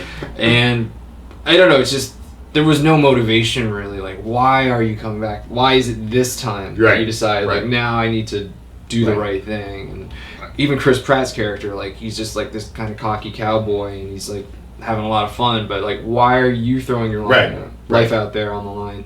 It wasn't exactly clear because we didn't really see them connect with the village in the same way we saw the Magnificent Seven in the original. Yeah, it's like those, you know, kind of goofy scenes of them hanging out at the village while they're celebrating, talking to people in the village, sharing their food with the villagers. Like, I felt like there was a real connection. So it started out, like you mentioned, with Chico yelling at everyone, being like, you ungrateful people.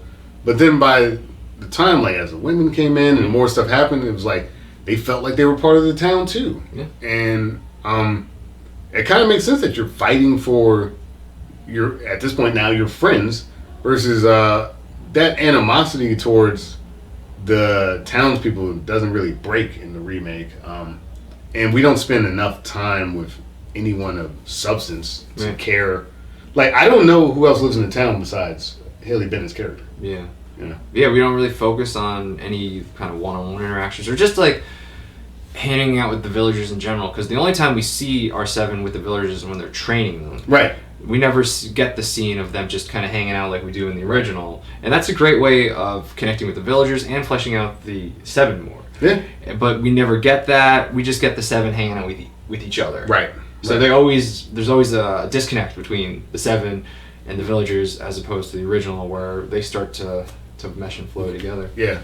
Which is, again, goes back to what we were saying with like a Calvera character. The reason like Calvera is elevated as a villain is because we care about the villagers. So, you know, it's not just like this guy is mustache twirling at, you know, non-playable characters, basically. You know, we have some skin in the game with Hilario and the children in the town and the women in the town. The Seven are like, some of them are like, man, maybe we shouldn't leave, you know, like maybe this is a lifestyle for us. The remake is like, yeah, we trained a little bit, we kind of like freed some people from the mines, and that's it. That's it, you know. I just think that even though like the runtimes of both films are pretty much similar, I think that where the original chose to focus at times helped with the story arc, whereas like the remake kind of like there's these little elements that are missing that are replaced by things that I don't think actually drive the story. They may look interesting, like one of the things I wanted to talk about was the action, but like you know, you lose that you lose the scene where you're burying the Native American. You're losing the scene where the women are brought back into town. You're losing the scene where kids are interacting with Bernardo. Like, that's exposition. That's character building. That's just not there. And now you just have a kind of Western gunfight. Yeah. Instead. Oh, they just did a much better job in the original of making us care about the village. Yeah. And, you know, because we interact with them more, because the Seven genuinely care about them, you know, they'll talk about like the people and just like the lives they have there, and like how maybe it is better than the lifestyle they've been living.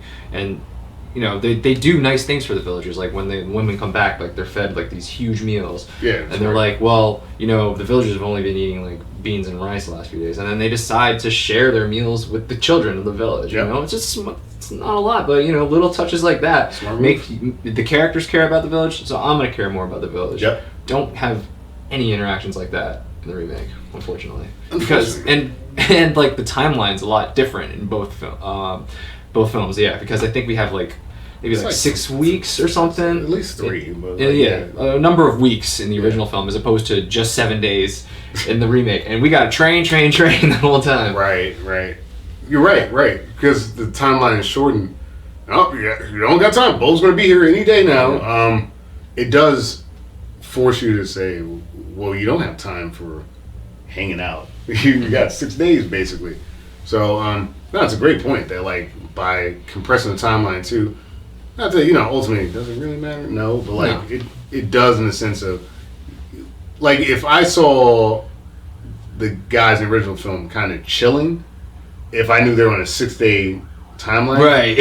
Like, what were we doing here? Hey, guys, do we really have time for this? I don't know, like, they really do feel like they become part of... It's crazy. It's like that village feels like alive. Like, it feels like a really fleshed out place. And, Yeah, because it's not just serious. Oh man, it's all dreadful. There's a lot of fun to be had. there You know, is, you got there the is. hanging out with the villagers. You know, you got Harry like teaching them this trick Yeah. with the cups. You know, it's a simple thing, but let's hang out with the villagers. Let's have some fun. It's not all serious all the time, so it feels like, you know, fully fledged Yeah. characters as opposed to we live in fear of Vogue every day. And That's it. the villagers do, like, they have, like, festivals and stuff like that. Yeah. Like, stuff happens. Yeah. It's kind of cool, man. Yeah, I don't know. It's just, that happened. I will say, kind of moving into sort of the next phase of this, from an action standpoint, I'll say this with the remake. That is one of the strengths of this film, that they figured out set piece action really well. There's some kind of goofy stuff that happens in the original with the net and the way certain people get shot and stuff like that. You mentioned Lee kind of like Falling against the wall. Yeah. It's still actually, especially for a time in 1960, like, it's really legible and clear action for the Right. most part. There's some scenes where I'm like, who shot that guy? It actually, like, feels like there's good scope to the fight in the original film, but nothing in comparison to, like, the stops they pull out for the remake. Especially like the final fight in the remake, it feels like a war Yeah, film, like a yeah. full battle, or just like army on the Gun, field. Yeah, explosive. it's nuts. There's so many explosions. You gotta have explosions. You gotta up the ante. So yeah, the action is definitely ramped up, and it does work in the remake. It does get maybe a little exhausting because does. there's just so much action, especially that final fight, that final showdown. That's a long fight. That is a long fight. Because, like, the fight starts, and then it basically resets when the Gatling gun comes out. I'm like, oh, man. And there's a lot to take in that fight, because in that one scene, you got pretty much most of the deaths that are going to happen to yourself. I mean, all of them, really. And it's not like it all happens at once. There's, like, this thing happened to this guy, and then Ethan Hawke comes back, and Billy rocks, and it's like there's a lot happening, and I think as good as the action is, what hurts is that the motivation comes in late. So seeing a good scene like that is kind of diminished because I don't really give a shit what happens to like most of these guys, but it was really well shot. Yeah, and I kind of like how the action scenes occurred, I guess, in the remake just a little bit more, because we have two major action sequences, I guess, in both films. In the original, the first time Calvera arrives when the Seven are already there, and then they kind of just shoot at them, and then Calvera and the remainder of his crew just kind of run away. Right. It's not much of a fight because it's just one side shooting and one side's kind of just running away. And then then they come back later after they've been betrayed by the village. So then there's like 2 rounds versus Calvera's men. It felt a little bit like, oh, we're doing this again, kind of, as opposed to the remake where it's like, when we first arrive, Calvera has Bogue, sorry, has these men who are supposed to be like the law officers. Things all in his pocket. Yep. And so we have this huge shootout, and you're like, damn, if this is the fight in the middle of the movie, what's the fight going to be like at the end? Because it's a long shootout. It's very action packed, and yeah, Billy gets this cool moment with the knives during that fight. Yeah. It's really, really well shot. And then like later, then we fight Bogue. So it's like first we fight kind of like Bogue's kind of like just some of his men, and then we elevate it by actually bringing Bogue there. Right. In the original, it's like we got Calvera round 1 and Calvera round 2. So yeah, I appreciate what they did in the remake. Totally. Which is like, it's fine. I kind of miss, and it really wouldn't make sense in this remake. I kind of miss the betrayal turn, because I think it, although that's a little muddy too. It's like, I'm just gonna kind of let you go because I'm gonna. Yeah, because he does come up with a weak excuse about like pardoning thieves or something. Yeah. And it was a very weak motivation. If you're Calvera and you got them dead to rights, you just get rid of the problem. Right. It's like you were willing to shoot them seconds ago. Yeah. And now you've decided that shooting them is not worth it. Yeah, and he's going to give them their guns back once they're far enough away, which is like, man, you're a really nice bad guy. It was really strange. Like, it's cool, like, overall, like, the movie still works, but, like, that part to me, it slowed things down the way I was like, I liked that there was a betrayal, I just didn't like the way it was handled. Yeah. Like, maybe there's a way to get out of that fight a different way, but just be like, hey, you know, like, basically bend the knee and and get out of here. It's like, all right, because then to your point, we immediately followed up and did the exact same shooting again. So yeah, but I do like how Calvera and Chris have a lot more back and forth, as opposed to Bogue and Denzel Washington, who don't even really talk until the very end. He's like, what's your name again? He's like, I don't know that name. It elevates Calvera again too, because like we already get the scenes where Calvera is so like, you know, energetic and active and stuff like that, and like dangerous. But like it gives him this arc where it's like, oh, Calvera won. Like, I beat you guys. I actually am better at this than you are. You didn't realize that, like, because at this point, you know, story wise, money wins the day. Turns out that people are more interested in, you know, their own self-interest in the greater good. So, like, that's why I was able to beat you. You overestimated these villagers. Yeah. And, you know, to then have the seven kind of pick themselves up and say, you know what, that happened. Sure, Calvera's making a point, but we're gonna see this through. It's impressive, although somewhat. It's a shaky. Yeah, shaky way to get there. It's certainly shaky at points, but it definitely, you know, just makes Calvera more interesting, and it does give the village an arc, which is something that's interesting. The whole village as a collective has an arc where we don't trust these guys, and we were friends with them, but we're going to betray them, but at the end, we're going to fight with them. So you got your arc, village. You don't have that, certainly, in the remake. They're just pretty much on the side of the seven, and we don't really even see them. Right. We don't really care about them as much as I really don't care about them. We don't really get to know them at all. Yeah. It's an interesting thing. It's funny too because we don't really hang out with them, and then there's like one scene where like Denzel's concerned about like all the children. It's like, well, now you're caring about the children. Like I never saw you caring. I forgot that there were children in the village. I don't know. The village felt like background in the remake versus the original, where the village is kind of like this living, breathing thing that we have to like contend with in the arc, which is interesting. I know this is usually your bag, but in terms of like the music, what do you think about the score from Elmer Bernstein, the original? I felt like that kind of intro song. Yeah, the Magnificent Seven theme. While I had never seen the original movie, I knew the theme song because I'd heard it in like different mediums. But you know that dun dun dun dun dun dun dun dun, dun you know, it's you know it's 60s hero music. Yeah, it's the best way to describe it. It fits perfectly with it. They play that theme a lot, and you know when you hear it, you know like all right, something good's gonna happen right now. It's so triumphant because when it happens, like you mentioned, like Calvera's men running away, it's like dun dun dun dun, shooting that guy. Yeah, it worked really well, and I think you get it early in the film, like a lot of these '60s films. Like this is the thing this is our thing. This is the theme of the movie, and you will hear it a few more times. But it was a really I enjoyed the score. I felt like it really. Excuse me. I felt like it really matched a lot of the tone and action of the film. I was impressed by the score in the remake too, though. Like, it's not as like iconic, but I felt like they did a really good job with, kind of managing just as an audience, me taking in some of these scenes. Like, I could tell it was a very good score, even though I don't know anything about music. Yeah, and they do revisit the theme at the very end when you're getting our credits.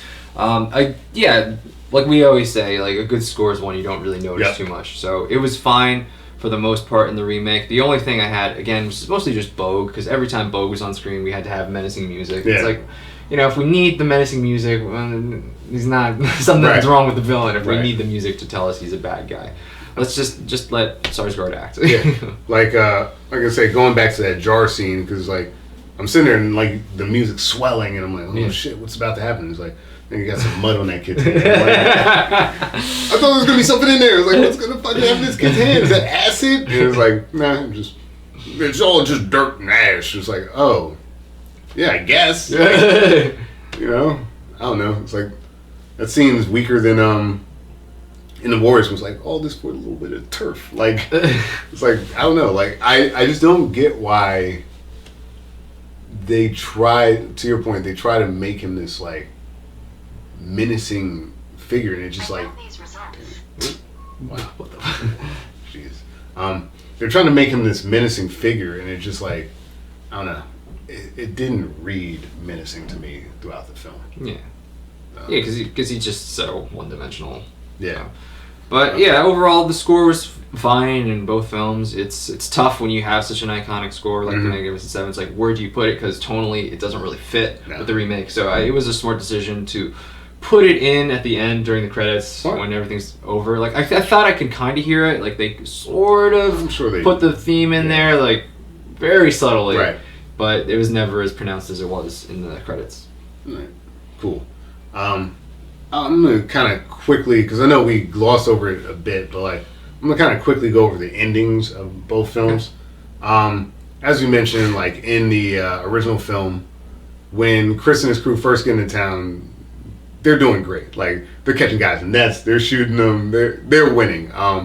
Chico goes up there, he sneaks up on Calvera and finds out about, that to the villagers they're thinking, hey, we're done, like we kicked their ass. But it turns out Calvera's men are motivated because they're starving. Yeah. So even though it doesn't make sense for them to come back, they will come back because they're up against it. And they're like the only village around. Yeah. They're the only place with supplies, so they're gonna come back. Like Steve McQueen's character is like, I had hoped that we'd maybe divert them, make them go somewhere else, but no, they're gonna come back, and they're gonna come back hard. Yeah.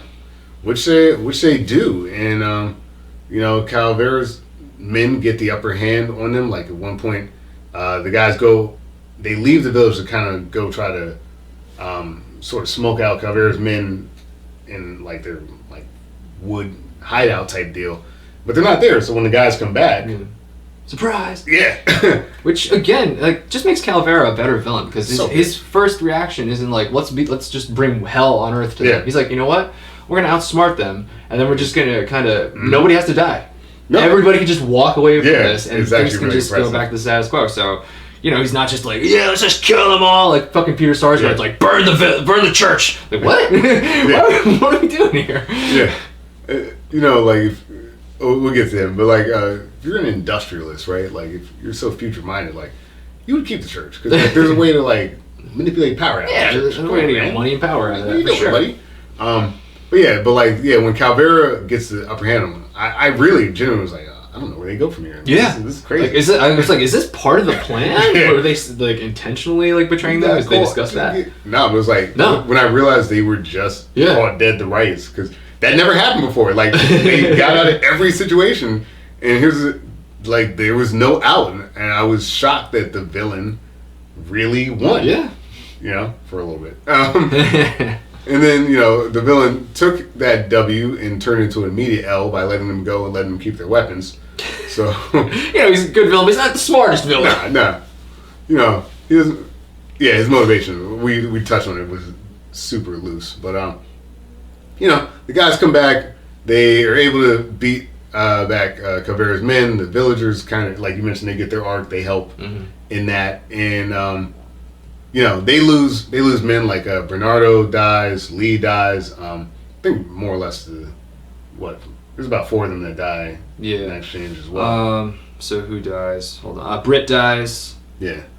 And Harry Luck. Oh yeah. Harry Luck. And which is a great scene because Yeah. as Harry Luck's dying, He's like, "Come on, Chris. What was it? It's the gold, right? We were here for the gold the whole time."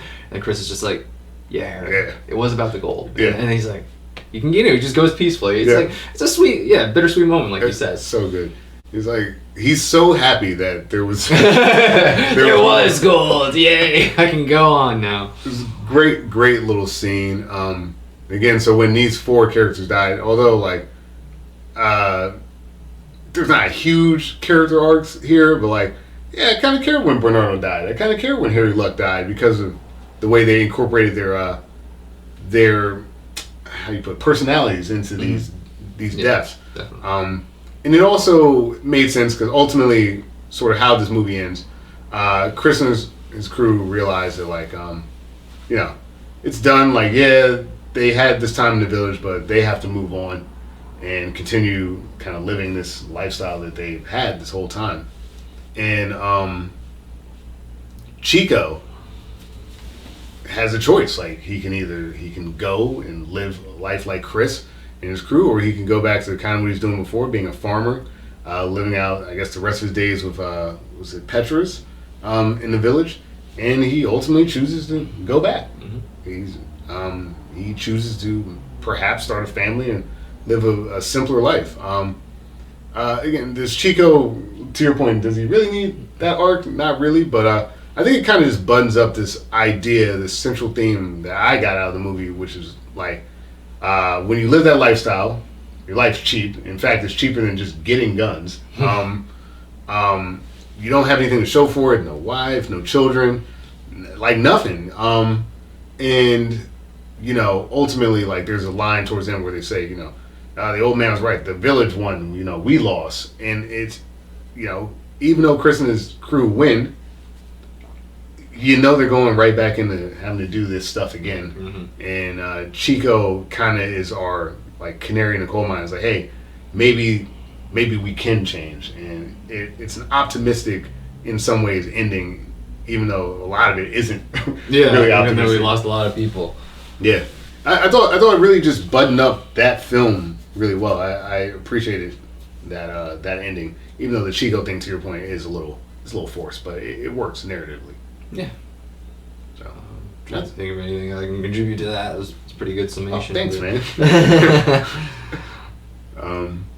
I mean, ultimately, like, because it is like this remake of the Seven Samurai, the story is the story. Like, it's there's not much to add or take away from it. Like, it's actually like, I think that people can continue to remake this type of film because, like, that storyline just is so easy to do, which shows the brilliance of the original screenplay and film. That, like, you made this, like, endearing story that could be about samurai, it could be about westerns, you could make it about mobsters, you could make it about you could literally make this story for any genre, and it's really cool.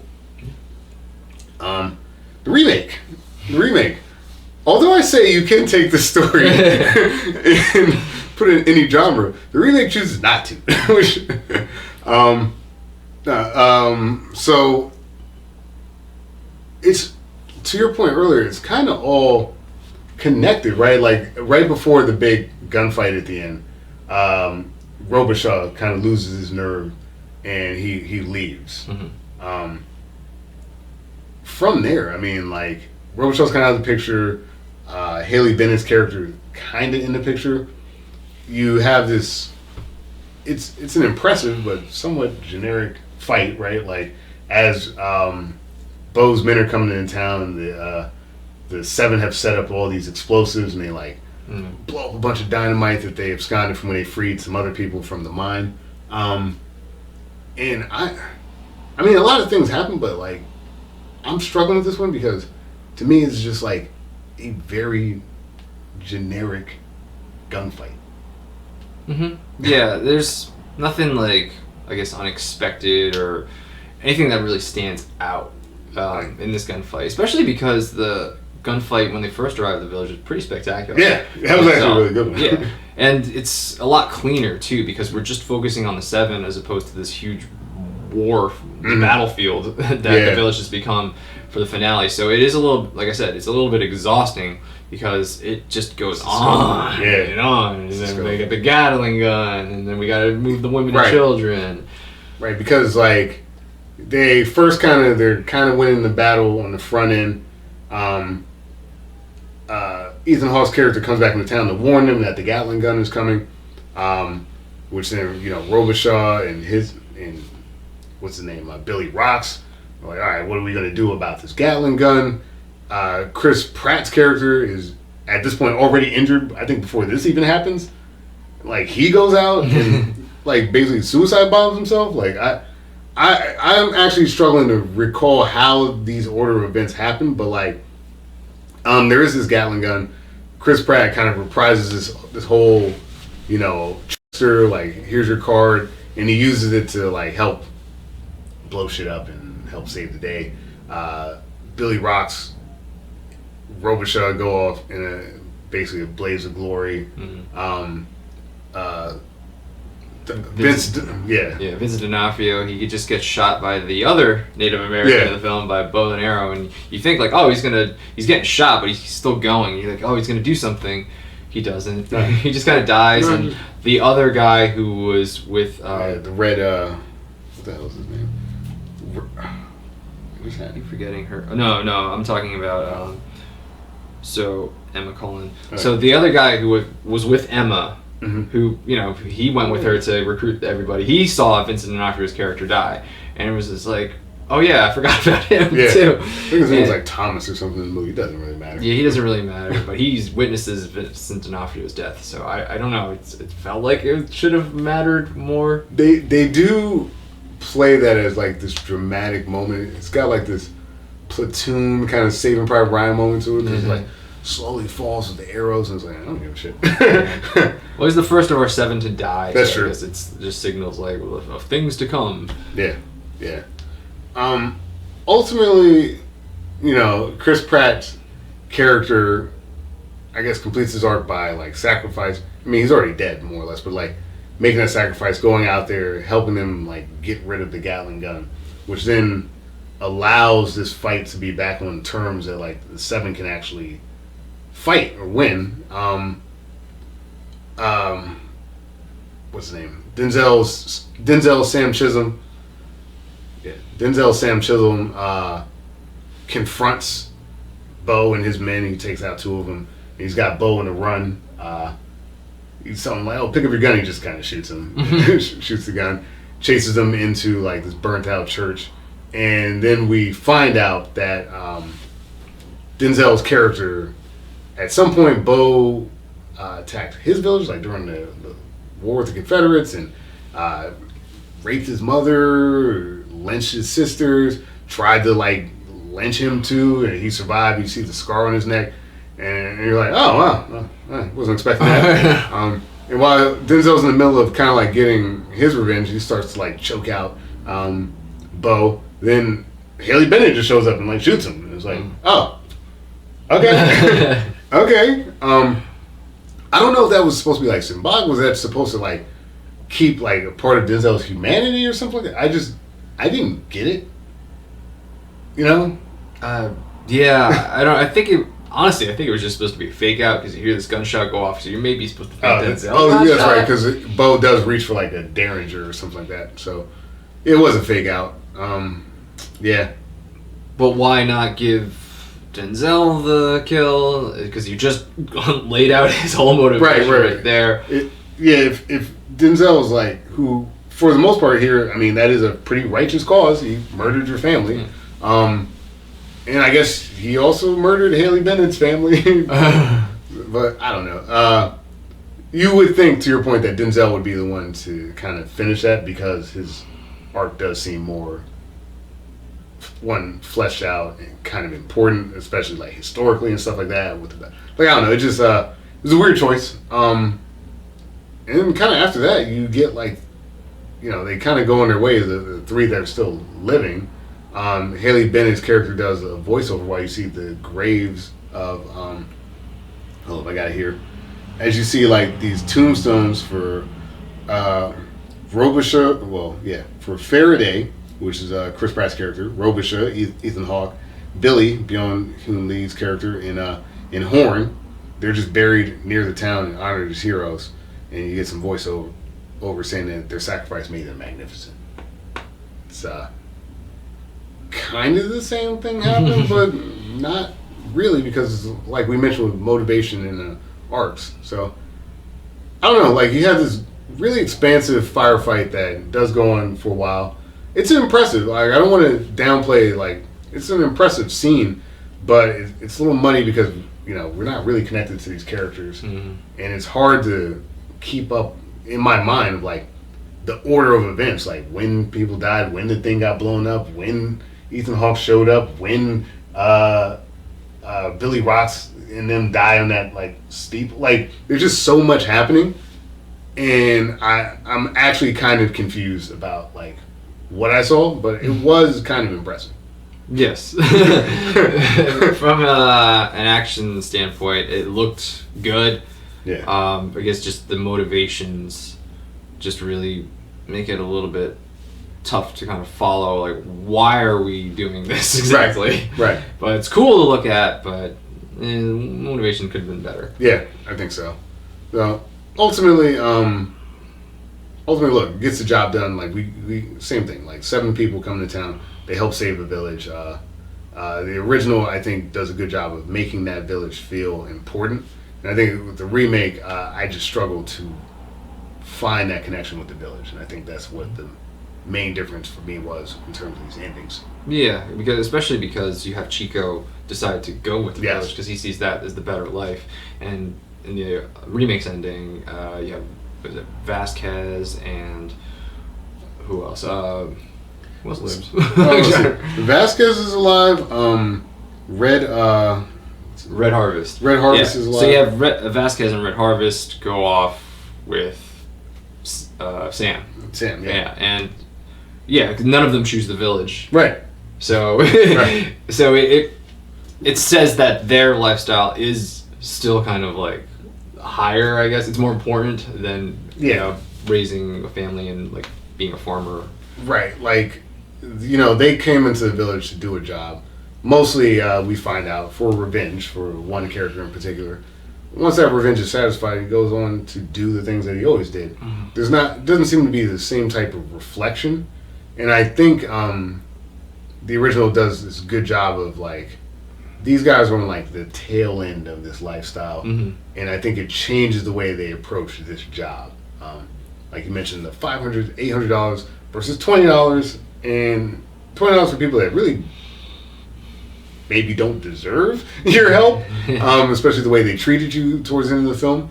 But ultimately, like, even you don't pick your hero. Like, it's the hero Gotham needs at this moment. Were these guys? I don't know. I just felt like there was something just more sentimental about that. It's a little hokey, I guess, but like I enjoyed that aspect of the film. I didn't get that from the remake. Yeah, because the remake, because the action is such a focus, it really does glamorize the lifestyle of the 7. It does. It's just like, this is cool. They look cool. We want to be cool? Be cool like them. As opposed to the original where, like, the villagers think the cowboys are really cool. Well, eventually. Right. And so that lifestyle is, like, sort of glamorized, but then the cowboys themselves are just like, no, it hasn't been that great because we don't have a family, we don't have a home, we don't have this, and this. We have so little compared to what these villagers have. Yeah. So, it's each side is kind of like praising the other. Like, the grass is greener on the other side kind of situation. Totally. But you don't get that at all in the remake. Totally. I mean, like, you get to the point where one guy is like, in his town and like, hey, you should work at the grocery store. It's like, I killed 50 men. I'm gonna go like work at the grocery store for the rest of my days. It's like, yeah, I guess, you know, at some point you get off the ride, I guess. So that's how those movies ended. I think we're at the portion of the discussion where we can say definitively, just because I think you're on the fence before we started, Dan, should this remake exist? Yeah, so yeah, I was telling Reggie before we started, I'm kind of coming into this on the fence. I really hadn't made a decision one way or the other, and I was hoping that our discussion would help, and I think it has. You know, that original Magnificent Seven, while I did have some issues with some of the things, like I did feel like that love story just kind of came out of nowhere, but I guess that's just how they did it in the 60s, so I'm not going to complain too much. But I do like what they did with the village a lot in that original film. They just made it seem, you know, like a lifestyle that you would want to like quit that, you know, mercenary lifestyle for.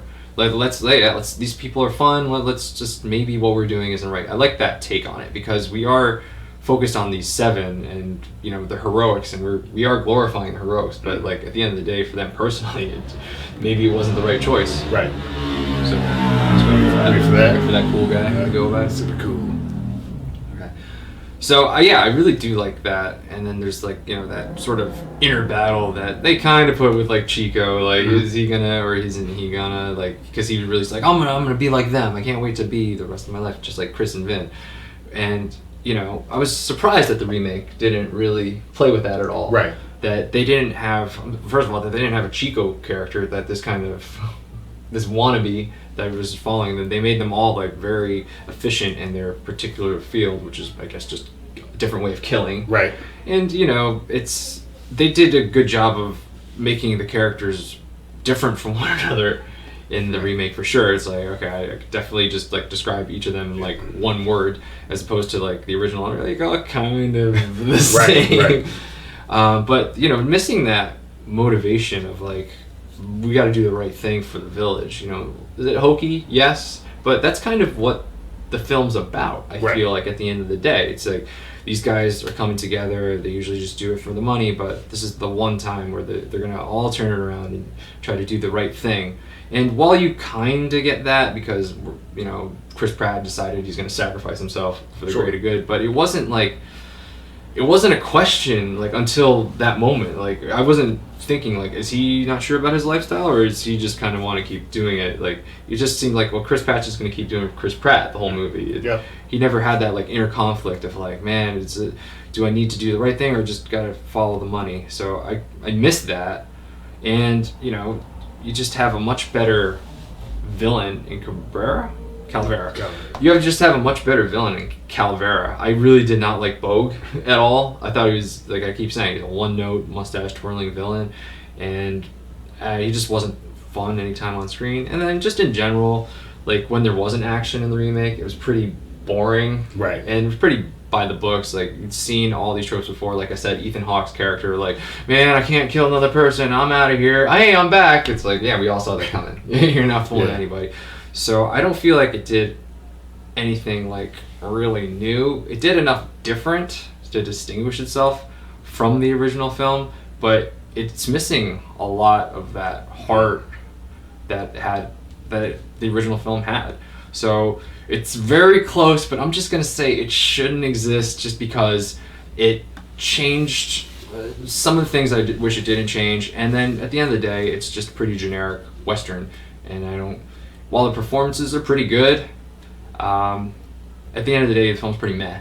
Yeah. So, meh, you got to be a little bit more than meh for me to say it should exist. Yeah, it's super fair. Yeah, I was interested to see where you were going with that, because I was a little bit more settled in my opinion about the film. There are things from a narrative perspective that I really enjoy about the original. I've harped on it a couple times, but like the scene where Chris and Vin roll through the town, taking on danger to bury a Native American, who fought just like the rest of them. That resonated with me. I was like, that feels like a really smart way to introduce these two characters. This idea of Chico kind of like being in the background, wanting to be one of them, and having to deal with his own idea of who he is as a person, because like ultimately he is just a peasant farmer like everyone, like that village. But they elevated that, I guess, lifestyle by the end of the film, where like you've got these like hardened gunslingers saying like, man, I kind of wish I was like a peasant farmer, like that. It's kind of impressive. What they do with Bernardo, like, again, we can kind of talk about how they end up portraying people from Mexico, right. But like, for, let's just say from the narrative in the story, I think it was handled fairly well, and like that Bernardo connection, like all of these things that I'm saying, like these they build out this story, they give you this this kind of sentimental like farewell to the West type of story arc that's just not really in the remake. The remake, to your point, is hitting notes that I would expect in a Western. Mm-hmm. It hits them competently and consistently, but like you said, like Ethan Hawke, of course we know that guy's going to come back, he's going to shoot somebody. 20 minutes in, you're not shooting people, you're going to be shooting somebody in the movie. Having like this sort of noble Comanche, like silent killer, it's like, all right, whatever.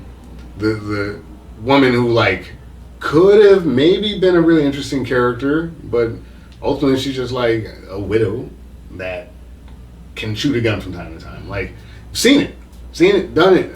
Even like Denzel's character, he's a great actor. Like, I've seen the guy come to town on a horse, with a warrant, shooting people.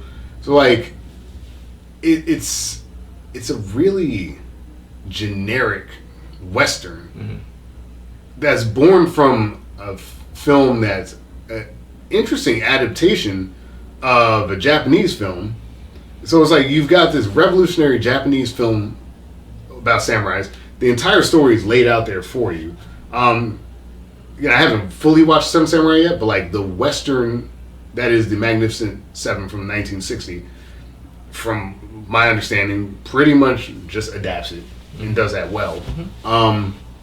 This film kind of tries to adapt the adaptation, and it misses some of the things that I liked about the first film, and because of that, I'm in the same boat. Like, hey, look, if you like the film, maybe like action, maybe like westerns, that's okay. But like, for what the source material and what the movie could have accomplished, I don't think this remake should exist, because literally, like, I would tell you either one, go watch Seven Samurai, the first Magnificent Seven, or if you want to watch a modern adaptation, well, we talked about this film before, go watch 3:10 to Yuma, because that's a really interesting Western with cool arcs and a fascinating story. Like, if this movie, if like a 3:10 to Yuma was with this setting, I think that would have been badass. And like, unfortunately, Fuqua and the screenwriters, like, they don't quite capture what makes the Magnificent Seven special.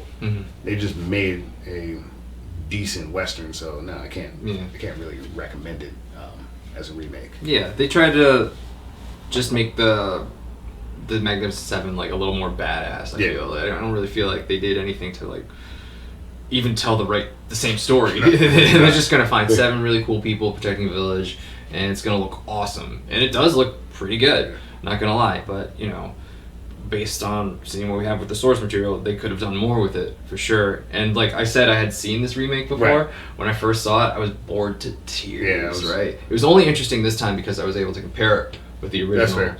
And oh man, it was just so by the numbers. It's so rote. I had to like go back earlier today and force myself to watch like the middle half of the movie, because I like just kind of checked out during that entire sequence the first time, and I was actually bored as well throughout a lot of the film.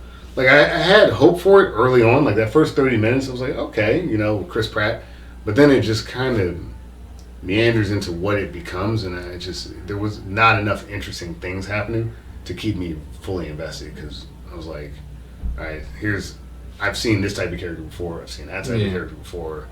No one was doing anything like spectacular in those roles. And the changes they made to the 7 didn't do anything to elevate the story. It wasn't like, oh, we gotta have this guy who's in the woods that is like a bear. Oh, we gotta have this Native American on the team because it's gonna do this to the Seven. It didn't do anything to change the Seven, so it just felt like diversity for diversity's sake. We just need to have all these pieces, and for no reason. I just want different pieces. Yeah, like you look at someone like Denzel's character, which is like, you kind of do want backstory on this guy, right? Like, why do we wait for motivation? Like, we see the scene where he's able to speak Comanche. It's like, well, damn, how'd that happen? Like, it's cool that he has all these tricks in his bag, but like, we don't know why.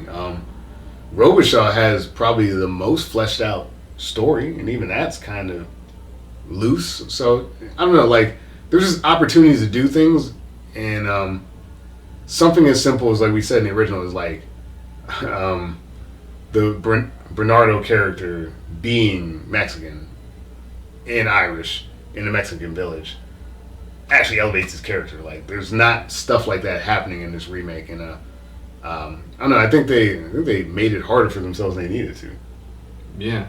Yeah, they really should have just stuck to the formula a little bit more, and they just branched out a little bit too far, and then you kind of lost what the original movie was about. Yeah, in a way. I mean, yeah, would it have been kind of annoying to like make Chris Pratt basically Chico and have him hook up with Haley Bennett? Yeah, that would have been annoying, but I don't know, like... I mean, you could do it. You could have worked. Like, those are the two, like, when you look at that cast, you're like, okay, these two are, like, fit that, like, love interest vibe. Like, out of everyone in the cast, like, all right, these are two most likely candidates to have something going on. But, like, no one does, which is fine, but, like, if no one does, I think then Haley Bennett's character needs to be, like, more like when we watch True Grit, like, it has to be more like a Hallie type character. Right, you gotta get in there, and you gotta be in way more scenes. That's right, get in the shit. Yeah. Definitely just should have just had her be one of the seven. I know. Easily could have just done that. And then if you want like a love interest, like, don't have it be her husband died. Maybe one of her, like, her parents or something. Sure. You know? So that way she's not a mourning widow. Mourning widow. A mourning. A warning widow. Warning widow. So there's some small changes you could have easily made to her character for the Chris Pratt, like for her and Chris Pratt to have like, a love scene together, or just a love story. But I do like that they didn't have it with what they did with their characters. But there is definitely a way, and just because that does make you just more endeared to the villagers. If, like, one of our seven like has a reason to stay. Right, like any of them, even if it was like Red Harvest, right? Like, if Red Harvest was like, oh, I found a place amongst these people because he's exiled. Right. Yeah, that could have easily worked. Like, if like the town people, like, again, kind of like we were saying in the original film, if you show that this town, for whatever reason, isn't racist about like Native Americans, and Red Harvest like had a connection with someone in the village, it doesn't even have to be a love interest. Like, it could just be like the children or something. Like, they learn, they like bows and arrows now. Like, I don't know, man. Like, someone's got to stay behind. we did it before, like I mentioned Saving Private Ryan. We don't have to bring everybody. You can leave them, man. I don't know. It's just one of those things where if, and it's still kind of boring, but like if it wasn't tied to another property, maybe I could recommend it. But it's like you could literally just watch The Magnificent Seven, or you could quite literally watch one of the greatest Japanese films of all time. And, you're basically doing the same thing, but more than this remake. It's strange that they somehow lost something in the translation. Fair enough. Alright, so that's what we thought. What did you guys think? Definitely let us know in the comments. Do you agree with us? Disagree with us? We love hearing from you. Alright, so Reggie, I think it's time to pick the next episode. Yeah. You picked Magnificent Seven, so I think I got one. Okay. So I recently watched the Val Kilmer documentary that's on Amazon Prime. Nice. So I'm leaning towards a Val Kilmer movie. It's kind of a genre we kind of did. But anyway, so I'm thinking The Island of Dr. Moreau. Whoa. All right. Hell yeah, dude. Yes. I can get behind that. I'm a Kilmer fan, for sure. So, we'll find out if either of us have experience with The Island of Dr. Moreau. But yeah, sounds great. I'm glad you thought of something because I didn't. All right, so next film is Island of Dr. Moreau. That pretty much does it for today. Like I said, if you're on YouTube, definitely leave us a comment. If you're not subscribed to us, feel free to subscribe. Maybe give us a thumbs up. And if you're listen to this on iTunes, feel free to give us a good review, 5 stars. Help us grow this thing we got going on. Totally like, comment, subscribe. Check us out on Spotify, iTunes. We're on Twitter. We're on Instagram at Retro versus Remake. Working on keeping that up to date. But, like I said, from a comments perspective, we're hearing a lot of great things from people. Like, apparently a lot of people didn't know Mr. Deeds was a remake. So, we're educating the masses.